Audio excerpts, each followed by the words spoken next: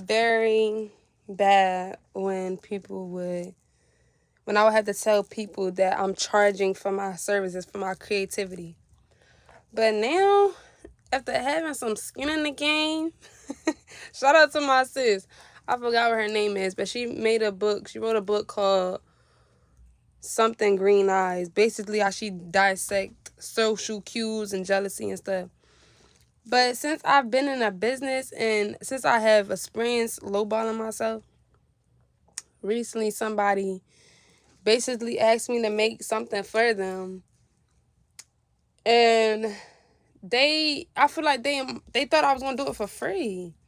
And now I look back at it, I'm like, why would I even feel bad for charging somebody for my time, my effort, my gift, my talent, when they don't feel bad for expecting me to do it for free? Why should I used to feel bad for having to tell people this is how much this is.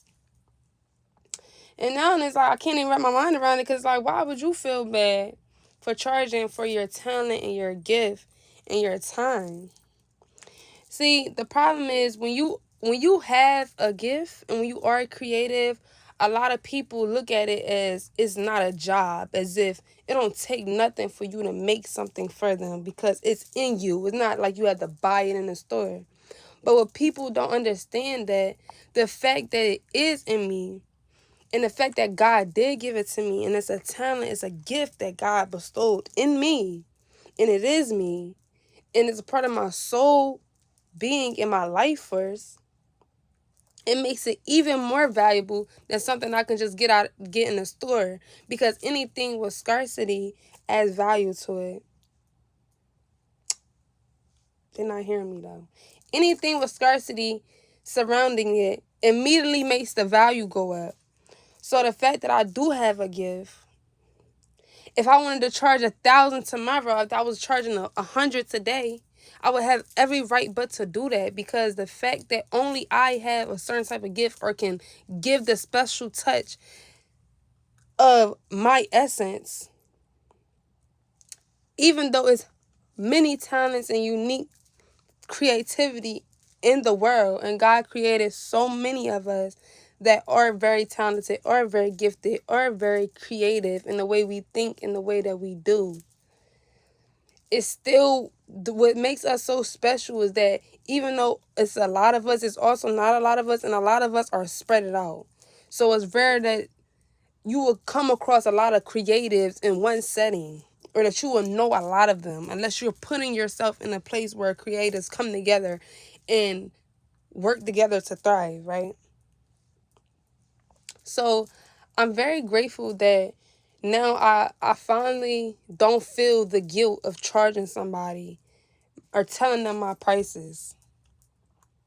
Because why do you feel comfortable enough to think that I would give you my gift, a piece of my gift, for free?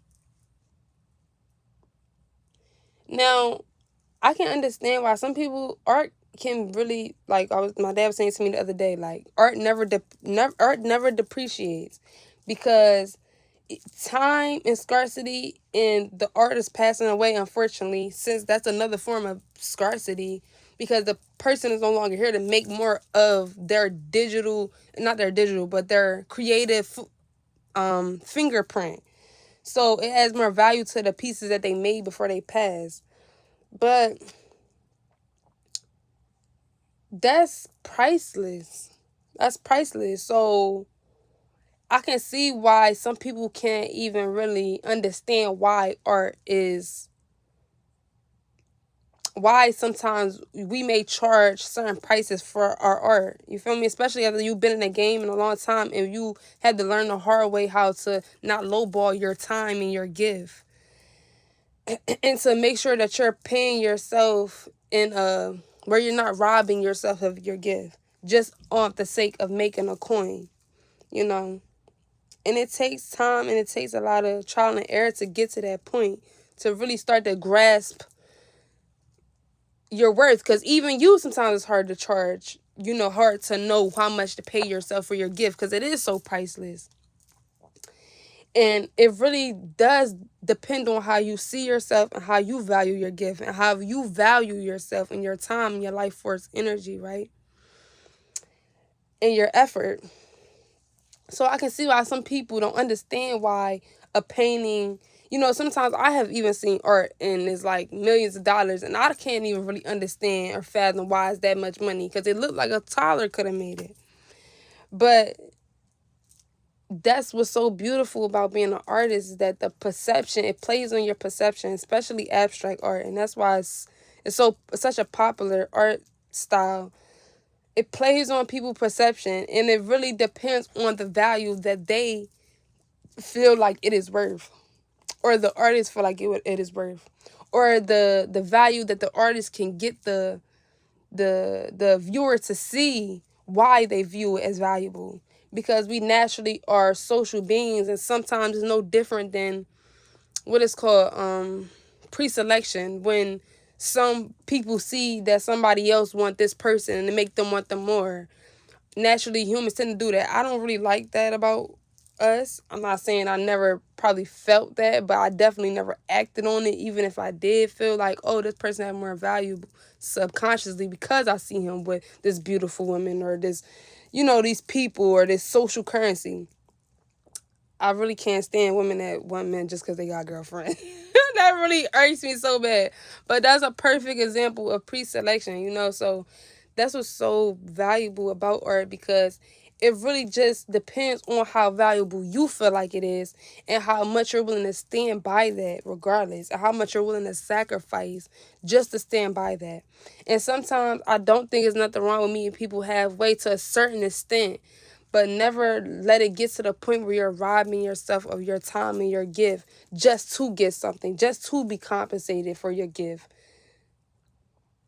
And I'm very grateful that I no longer feel that fear to tell a person, this is how much I'm charging for this, my gift and my time, my life force, this gift that God gave me, that you can't just buy in the store. If anything, not take it as disrespect if somebody don't ask me how much as soon as they make their request.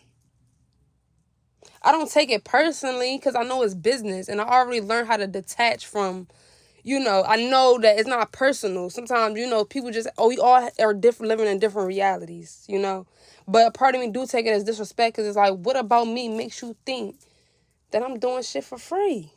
Tell me right now so I can fix it. So I can stop doing that. For real. Because I lowball myself too much. And when I didn't, and when I sold my painting for $300, after I didn't damn near gave away paintings that's probably worth like $2,000, $5,000, if that, shoot, probably $50,000. Sometimes we place scarcity on our own gifts, and that's also why we're not receiving much, because we don't even see, we underestimate how valuable our gift is. Sometimes we disrespect ourselves, but that's why it's like you even have to teach yourself that this is a gift that you may think is worth. You may think it's too much to charge $5,000, but somebody somewhere like, what? This only $5,000?